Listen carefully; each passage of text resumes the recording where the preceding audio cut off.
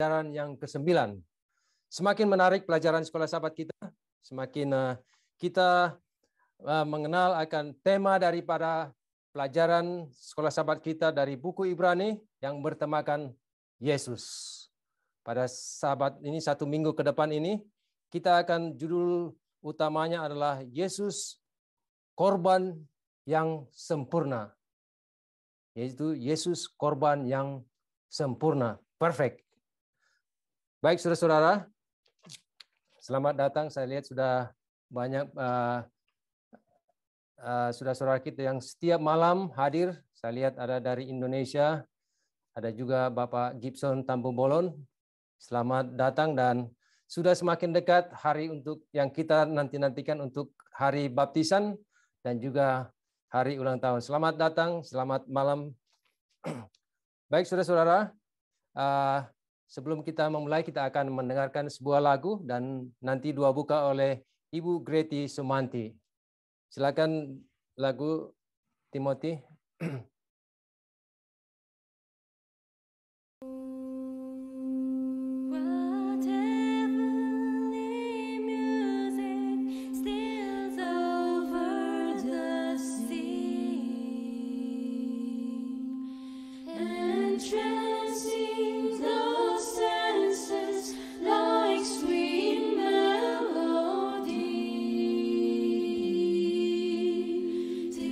Voice of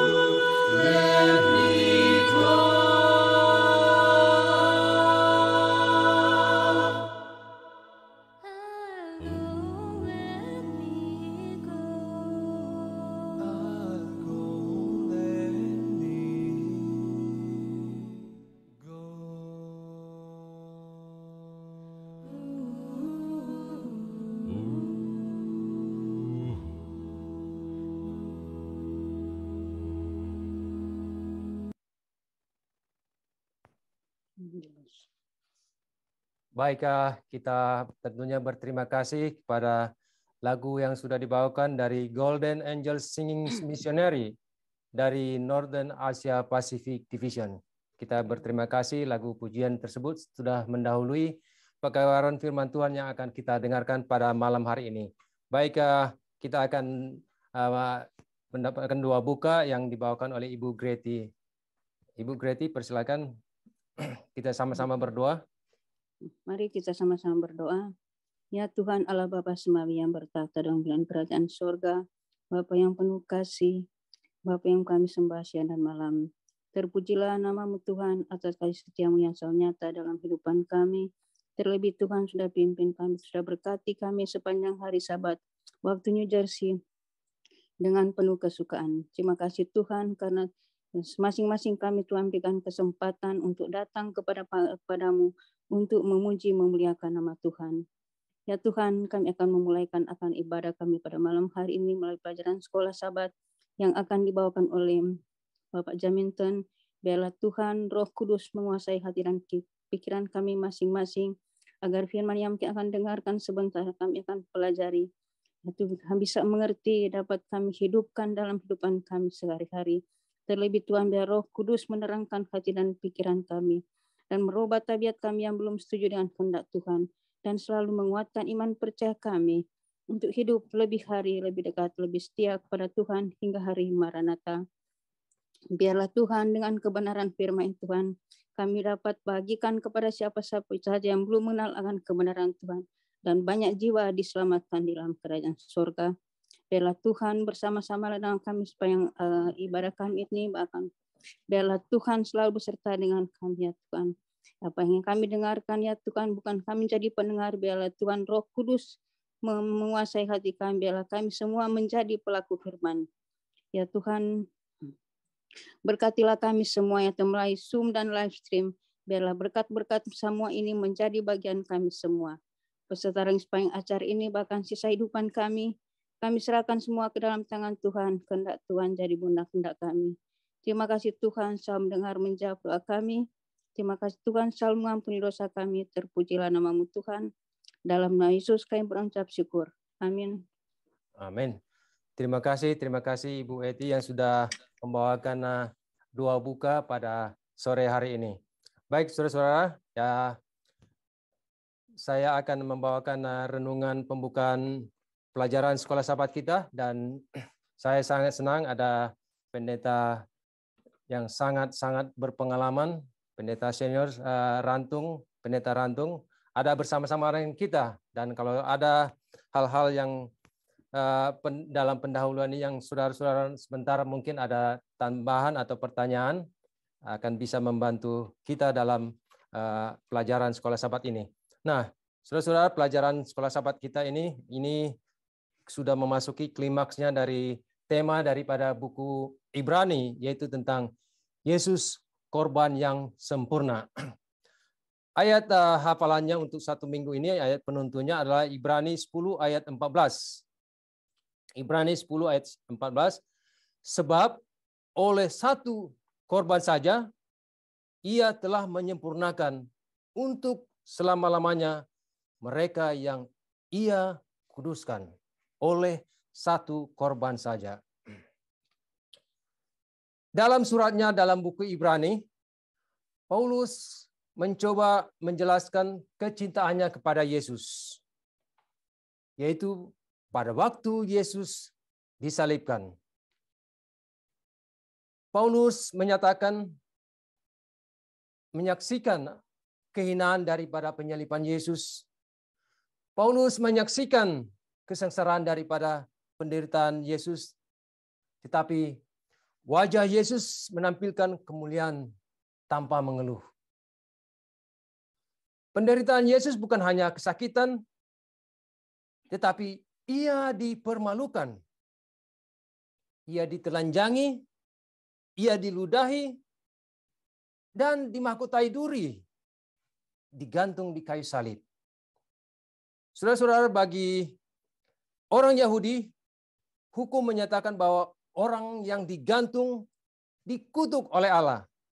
Saudara bisa baca di dalam Ulangan 21 ayat 23 tentang hal itu. Saudara ada, kalau saudara baca juga di dalam pelajaran sekolah sahabat, ada ayat itu di dalam Ulangan 21 ayat 23. Jadi Yesus diibaratkan seperti apa? Orang yang terkutuk.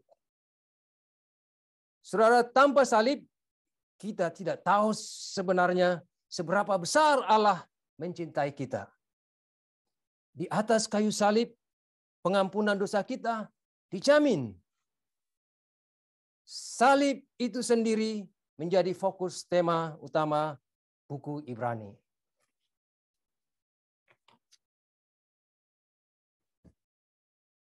Saat ini kita melihat kelemahan-kelemahan daripada korban dalam sistem seremoni Yahudi. Kalau saudara kita baca di dalam Ibrani 10 ayat 1 sampai 4, dan dikatakan di sana, saya baca Ibrani 10 ayat 1 sampai 4, dan saudara-saudara juga, saya tidak ada share screen pada saat ini. Mungkin saudara bisa lihat di Alkitab saudara yang ada di rumah, atau mungkin dari Alkitab atau yang ada di handphone saudara-saudara. Ibrani 10 ayat 1 sampai 4. Di dalam hukum Taurat hanya terdapat bayangan saja dari keselamatan yang akan datang, dan bukan hakikat dari keselamatan itu sendiri. Karena itu, dengan korban yang sama, yang setiap tahun terus-menerus dipersembahkan, hukum Taurat tidak mungkin menyempurnakan mereka yang datang mengambil bagian di dalamnya. Sebab jika hal itu mungkin, pasti orang untuk mempersembahkan korban lagi. Sebab mereka melakukan ibadah itu tidak sadar lagi akan dosa setelah disucikan sekali untuk selama-lamanya. Tetapi justru oleh korban-korban itu setiap tahun orang diperingatkan akan adanya dosa. Di ayat yang keempat dikatakan, sebab tidak mungkin darah lembu jantan atau darah domba jantan menghapus dosa. Jadi kita lihat di sini bagaimana kelemahan daripada apa? Sistem seremoni daripada orang Yahudi pada saat itu. Kemudian kalau kita lihat ada beberapa jenis korban yang ada pada sistem seremoni Yahudi. Kalau kita lihat dalam pelajaran di hari Senin, dijelaskan di sana ada korban bakaran, yaitu yang mengharuskan seluruh hewan dikonsumsi di atas mezbah. Ada korban sajian atau pemberi syukur atas penyediaan makanan dari Tuhan bagi umat-umatnya. Kemudian ada korban keselamatan, menyiratkan makan bersama dengan teman dan keluarga untuk merayakan kesejahteraan yang disediakan oleh Tuhan. Kemudian ada korban penghapus dosa, yaitu menyediakan penebusan dosa. Dan kita lihat ada yang terakhir dicatat di sini adalah korban penebus salah, memberikan pengampunan dalam kasus-kasus di mana perbaikan atau pemulihan adalah mungkin. Jadi kita lihat ini beberapa korban-korban yang ada pada sistem perjanjian lama. Kemudian kita lihat korban yang sempurna. Yesus adalah korban yang sempurna. Saudara-saudara, kalau kita baca di dalam buku Ibrani pasal yang ke-7 di ayat yang 26 dan 27. Ibrani 7 ayat 26 dan 27. Sebab imam besar yang demikianlah yang kita perlukan. Imam yang demikianlah. Iman yang bagaimana itu? Yaitu iman yang saleh, tanpa salah, tanpa noda, yang terpisah dari orang-orang berdosa, dan lebih tinggi daripada tingkat-tingkat sorga. Jadi ini yang apa? Yang iman yang kita apa? Iman besar yang kita perlukan. Kemudian lanjut di ayat 27. Kenapa keunggulan daripada apa? Korban yang sempurna yaitu Yesus. Yang tidak seperti imam-imam besar lain. Yang setiap hari harus mempersembahkan korban untuk dosanya sendiri. Dan sesudah itu barulah untuk dosa umatnya. Sebab hal itu telah dilakukannya satu kali untuk selamanya ketika ia mempersembahkan dirinya sendiri sebagai korban. Jadi kita lihat di sini keunggulan dari Yesus daripada imam yang lainnya itu, bahwa kalau imam yang lain kita tahu bersama, sudah kita paham mengenai hal itu, mereka juga apa? Harus mempersembahkan korban untuk apa? Keselamatan dia, penghapus dosa dia. Baru dia bisa apa? Mempersembahkan korban untuk orang lain. Dan kemudian kita lihat ada keunggulan daripada pengorbanan Kristus. Saudara, kalau kita baca di dalam Ibrani 9 ayat 28, mungkin saudara akan baca dalam satu minggu ini, kita akan pelajari secara detail. Saya tidak akan baca keseluruhannya, saya akan ambil daripada poin-poin yang terdapat di dalam Ibrani 9 ayat 22 sampai 28. Dan nanti akan 28 itu yang saya akan bacakan. Bahwa yang pertama adalah persembahannya tidak diterapkan di tempat apa? Kudus duniawi, tetapi di tempat kudus surgawi. Darah yang dipersembahkan bukan darah hewan, tetapi darahnya sendiri. Darah Yesus yang tercurah di kayu salib. Dan sebetulnya bukan hanya di kayu salib. Mulai dari diarak dari sampai disalibkan, sebetulnya darah Yesus apa? Sudah bercucuran. Tetapi puncaknya adalah the cross. Salib itu menjadi puncaknya. Saudara, di dalam dikatakan di sini pengorbanan Kristus sekali untuk semua. Jadi bukan seperti pengorbanan yang di dalam sistem seremoni Yahudi, bahwa pengorbanan ini setiap orang berdosa mengadakan korban, setiap ada korban. Jadi itu apa? Berulang-ulang. Tetapi ini dikatakan pengorbanan Kristus sekali dan untuk apa? Semua. Bukan hanya apa? Per orang.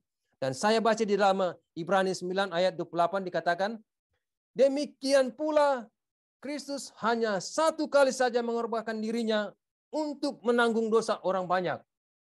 Sesudah itu, ia akan menyatakan dirinya sekali lagi tanpa menanggung dosa untuk menganugerahkan keselamatan kepada mereka yang menantikan dia.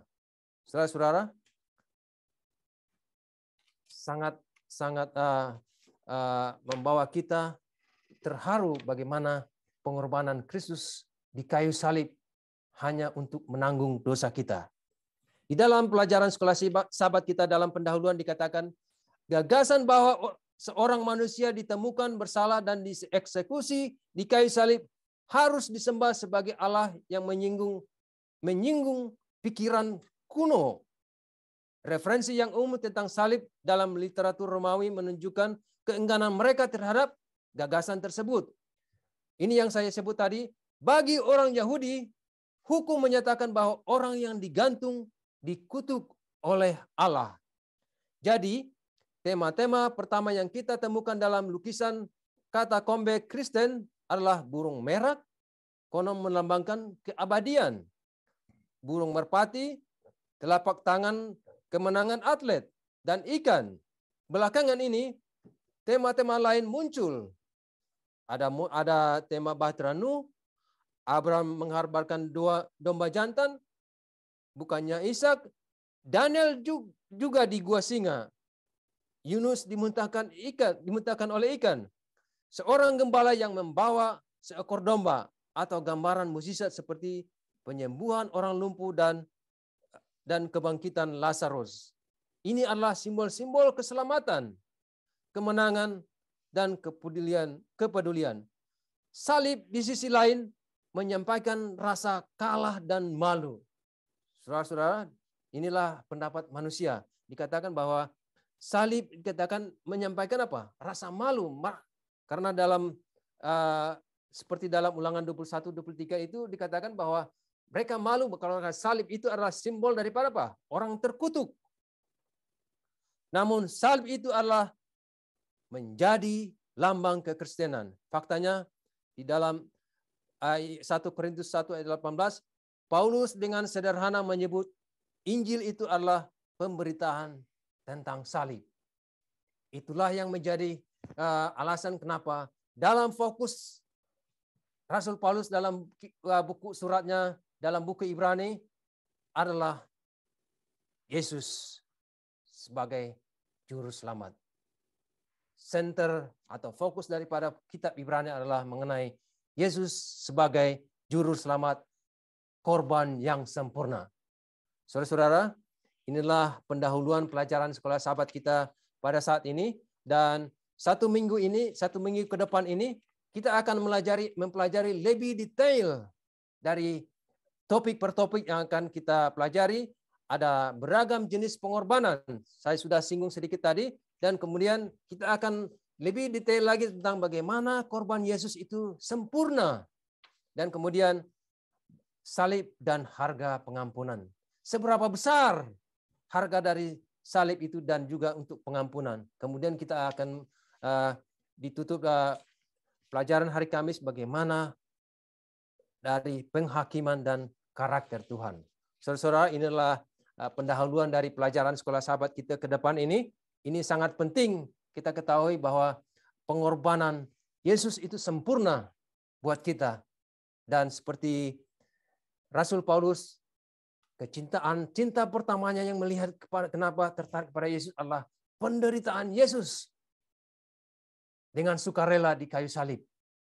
Hanya untuk saudara dan saya.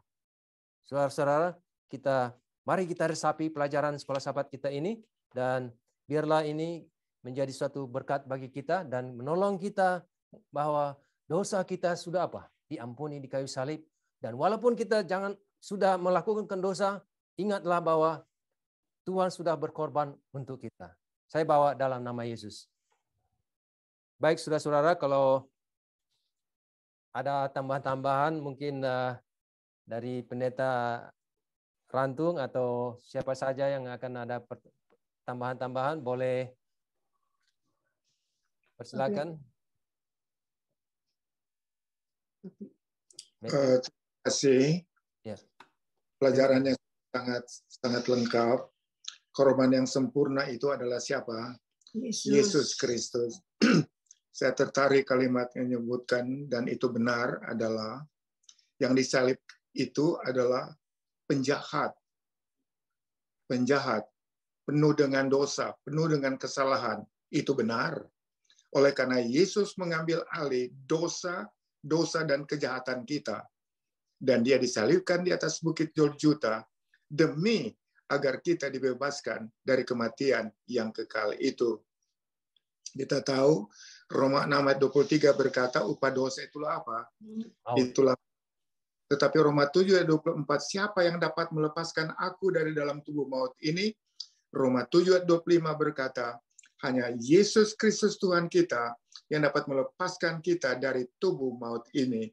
Dan Roma 8 ayat 1 berkata, di dalam Kristus tidak ada penghukuman, karena penghukuman itu sudah diambil alih oleh Yesus bagi keselamatan kita. Thank you. Bagus sekali. Terima kasih Pendeta Alex yang sudah mengadakan pencerahan lagi bagi kita. Mungkin ada saudara-saudara lain yang mau menambahkan.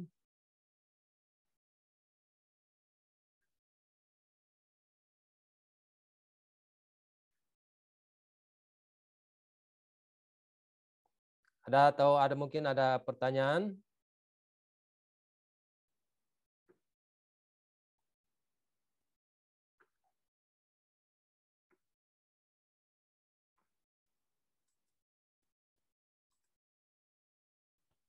Baik, kalau tidak ada, kita akan memasuki bagian kedua, yaitu ada mungkin kesaksian-kesaksian yang dari saudara-saudara, pengalaman-pengalaman, atau mungkin hal-hal yang kita perlu doakan. Kita akan berdoa bersama-sama pada malam hari ini.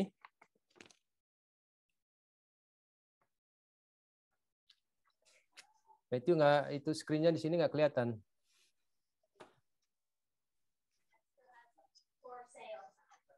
Iya, but I cannot see.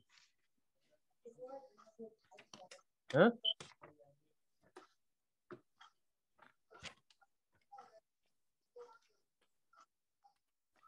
Silakan untuk yang udah angkat tangan. Ya. Oke. Terima kasih. Ya. Tolong doakan Suster Wisha Rantung Ratulangi yang terpapar COVID. Dia tadi SMS ke saya, dia sudah mau dieksekusi ke rumah sakit, tapi tidak ada tempat. Semua rumah sakit di Jakarta full. Jadi dia sekarang pakai oksigen bersama anaknya di rumah. Oke, ya. Nah, kedua, tolong doakan ponakan pengaran saya si Armel, Nesa, dan Jeva anak dari Yeni Pua. Mereka sudah dieksekusi, disendirikan di hotel. Namanya terpapar COVID juga. Armel, ada dua lagi. Armel, istrinya Nesa, dan anak mereka Jeva, anak dari Yeni Pua. Oke. Ya, terima kasih. Terima kasih, oke.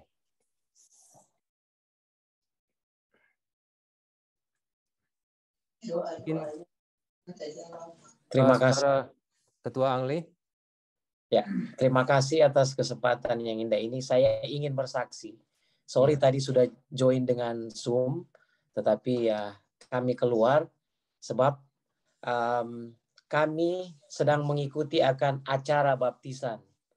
Nah, yang tadi yang sudah dibaptis adalah ponakan kami, ponakan dari istri saya. Mereka satu keluarga yang bernama keluarga apa sih?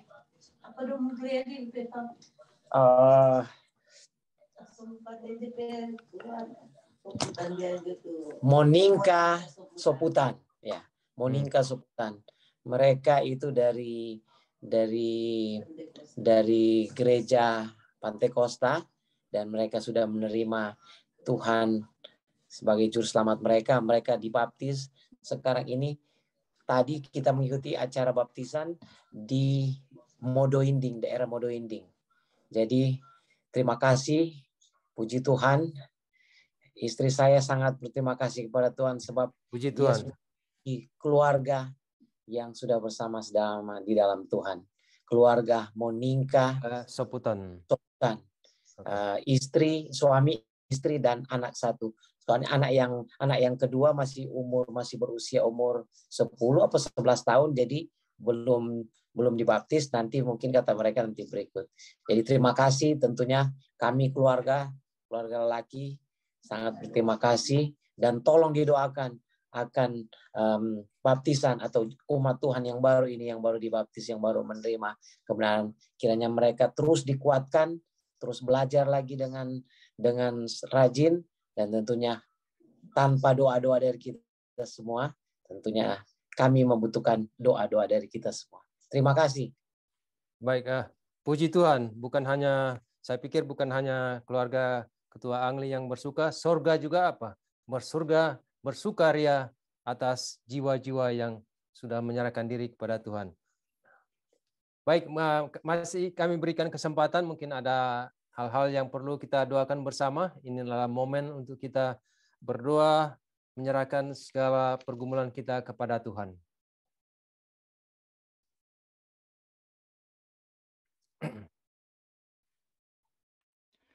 Dari live stream ada 2 permintaan doa. Pertama dari Velsi Rongga. Mohon bantu doakan ponakan saya yang bernama Alda Rongga yang sakit COVID, ada isolasi mandiri di rumah. Oke. Dan yang Alda berikutnya Rongga, dari Tante Umi Asa yang akan mendapatkan vaksin yang kedua besok. Tolong didoakan.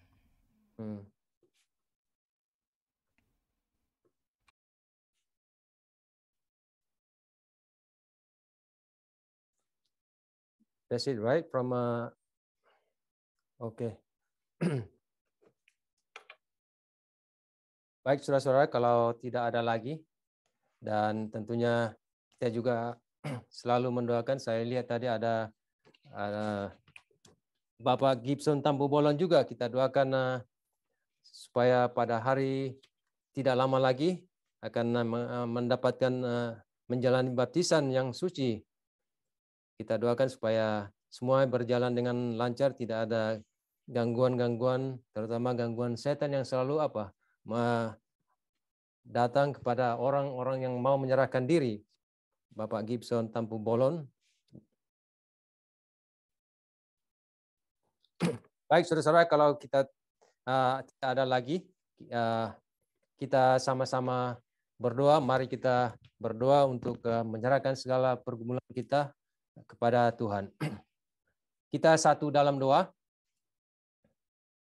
Ya Tuhan, Allah Bapa kami yang bertahta dalam kerajaan surga, kami bersyukur kepada Tuhan atas hari yang indah sampai saat ini Tuhan. Kami merasakan bagaimana penyertaan Tuhan atas hidup kami.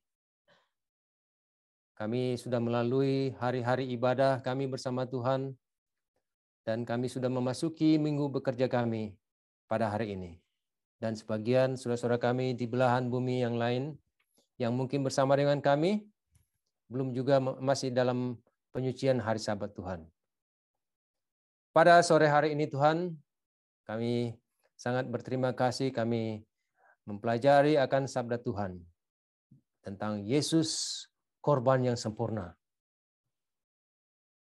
Dalam firman Tuhan yang kami dengarkan pada saat ini, kami bisa merasakan penderitaan Tuhan di kayu salib. Bukan karena dosa-dosa Tuhan, tetapi adalah karena dosa-dosa kami. Tuhan menanggung segala penderitaan ini di kayu salib hanya karena kasih karunia Tuhan yang begitu besar bagi kami, umat-umat yang berdosa ini. Untuk itulah Tuhan, ajarlah kami, ingatkanlah kami supaya kami selalu sadar bahwa dosa-dosa kami ini sudah diampuni oleh Yesus. Oleh sebab itu, ada banyak kali setan-setan selalu menggoda kami bahwa kami orang berdosa tidak mungkin untuk masuk surga. Tetapi karena kematian Kristus, kami dilayakkan.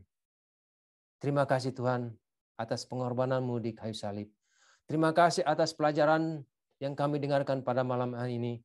Mengingatkan kami kembali, menguatkan kerohanian kami atas darah Yesus yang tercurah di kayu salib.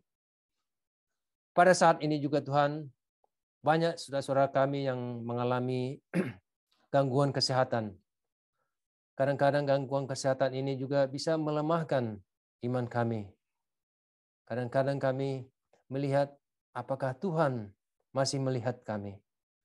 Tetapi kami percaya bahwa Tuhan tidak pernah lalai atau tidak pernah melupakan umat-umatnya. Pada saat ini, kami khusus mendoakan saudara-saudara kami yang terbaring dalam keadaan sakit. Kami khusus mendoakan Ibu Wise Rantung Ratulangi yang berada di Indonesia, yang mengalami penyakit yang saat ini sedang merajalela COVID. Tuhan, biarlah Tuhan menyertai segala obat-obat yang dia dapatkan, memberikan kekuatan, terutama juga kekuatan kerohanian. Berkatilah Tuhan semua tenaga perawat dan juga keluarga-keluarga yang ikut mendampingi untuk memberikan kekuatan, membantu dalam segala perawatan-perawatannya. Kami juga Tuhan berdoa kepada saudara kami, saudara yang Armel, Merchant, dan Jeva Pua, yang berada jauh dari kami, tetapi tidak jauh dari hadapan Tuhan. Kiranya Tuhan, penyertaan Tuhan di dalam segala pengobatan yang mereka dapatkan dari para tenaga-tenaga medis. Kami tahu bahwa alat-alat yang mereka gunakan itu adalah sementara, tetapi Tuhanlah yang menyembuhkan.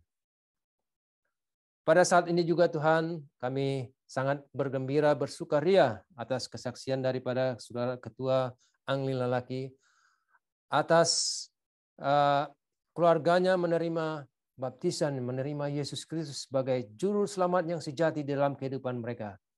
Biarlah Tuhan, keluarga ini akan mendapat berkat dari Tuhan di dalam berkat rohani. Keluarga meningkah seputar. Dia telah menyerahkan dirinya kepadamu, biarlah Tuhan, salib Tuhan menjadi bagian mereka juga.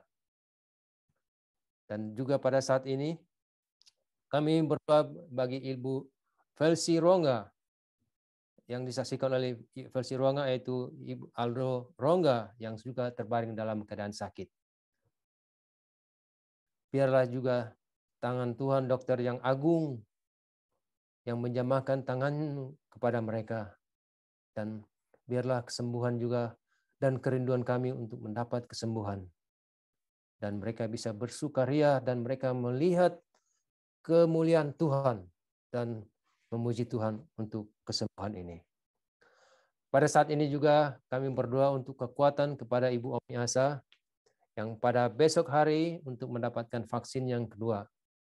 Biarlah Tuhan segala vaksin yang didapatkan menjadi satu kekuatan bagi dia, dapat dia menjaga kesehatannya dan kekuatan di dalam tubuhnya. Kami juga Tuhan tidak lupa berdoa bagi saudara kami yang setiap malam hadir bersama dengan kami, Bapak Gibson Tambu Bolon yang berada di Indonesia. Kami tahu di dalam segala pergumulan dari Bapak ini. Dan terlebih dari persiapan untuk acara baptisan yang kudus. Kiranya Tuhan campur tangan, menguatkan hatinya, dan juga mungkin keluarga-keluarga dekatnya, mungkin juga banyak tantangan yang dihadapi, yang akan mencoba untuk mengganggu di dalam segala kehidupannya di dalam acara baptisan itu. Tapi kami percaya bahwa tangan Tuhan akan beserta dengannya. Selain itu Tuhan, kami juga berdoa bagi umat-umat Tuhan yang hadir pada acara Zoom dan juga live streaming ini di mana saja mereka berada. Mungkin juga mereka mengalami pergumulan di dalam kehidupan mereka. Pergumulan dalam kesehatan, dalam persoalan ekonomi, persoalan anak-anak, dalam persoalan rumah tangga mereka. Biarlah Tuhan yang campur tangan di dalam segala kebutuhan mereka. Kami hadapkan Tuhan persoalan ini kepadamu untuk kami dapat diberikan kecerahan, kekuatan untuk menghadapinya, untuk kami bisa menyelesaikan, menguatkan hati kami, dan kami itulah butuh pertolongan dari-Mu ya Tuhan, pertolongan yang sejati. Kami berdoa juga Tuhan pada saat ini atas berkat Tuhan dan Tuhan sudah memampukan kami untuk mendapatkan tempat ibadah. Tuhan, biarlah tempat ibadah ini bukan hanya sebagai tempat kami untuk berfellowship secara jemaat di dalamnya, tetapi tempat ibadah ini, bangunan ini kami gunakan untuk kemuliaan nama Tuhan saja. Biarlah kami segalanya untuk melengkapinya ini, Tuhan akan menunjuk kami. Percaya bahwa Tuhan akan menunjukkan jalan yang terbaik bagi kami, karena tempat ini kami persembahkan kepadamu ya Tuhan. Kami juga berdoa bagi hamba-hamba Tuhan, pendeta kami, pendeta Stephen Rantung. Biarlah Tuhan memberkatinya di dalam pelayanannya. Dan juga kami berdoa bagi pendeta yang kami, pendeta Ayahanda, pendeta Rantung senior yang berada jauh dari kami. Kiranya Tuhan memberkati dia, dan yang pada saat ini mungkin tidak hadir, pendeta Kesauli juga yang selalu hadir dari malam ke malam. Biarlah Tuhan di masa tuanya ini, setelah mereka mengabdikan dirinya di dalam pelayanan pekerjaan-Mu Tuhan, mereka tetap menjadi saksi di mana saja berada. Kami percaya bahwa Tuhan akan memberikan mahkota bagi umat-umatnya yang setia sampai kesudahannya. Pada malam hari ini Tuhan, kami serahkan semuanya, biarlah acara kami menjadi terang bagi semua orang yang mendengarnya, dan semua orang diberkati dan dikuatkan oleh iman kami Tuhan, dan dipertambah-tambahkan. Inilah doa permohonan kami Tuhan, kami serahkan semuanya, segala puji kepada Tuhan, di dalam nama Yesus kami berdoa. Amin. Baik, terima kasih saudara-saudara. Cara pelajaran sekolah sahabat kita sudah selesai dan kita akan ketemu besok malam yang pelajaran akan dipimpin oleh Pendeta Rantung. Selamat malam semuanya. Tuhan memberkati.